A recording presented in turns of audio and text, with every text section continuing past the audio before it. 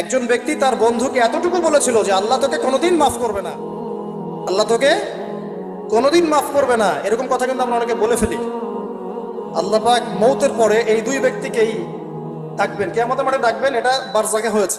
বলবেন, আমার রহমত নিয়ে কথা বলার ইখতিয়ার তোমাকে কে দিয়েছে? আমি কাকে মাফ করব কাকে করব না, এই কথা বলার ইখতিয়ার তোমাকে কে দিয়েছে?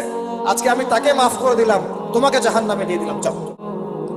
অতএব আল্লাহ রাব্বুল আলামিনের এই বিশাল রহমত আমরা পাবো, আশাবাদী ইনশাআল্লাহ। এই কারণে আমাদের প্রথম যে বিষয়টা ফোকাস করতে হবে, আল্লাহ রহমত পেতে হলে আমাদের অবশ্যই বস্তুবাদিতা ত্যাগ করতে হবে। আল্লাহ পাক দুনিয়া পছন্দ করেন না। দুনিয়ার মোহে যারা ডুবে থাকে আল্লাহ এদেরকে পছন্দ করেন। দুনিয়া প্রয়োজন, যতটুকু আমার দরকার আমি করব, যতটুকু প্রয়োজন নাই এই বিষয়টা আমি পেতেই হবে, চাই চাই আরো চাই।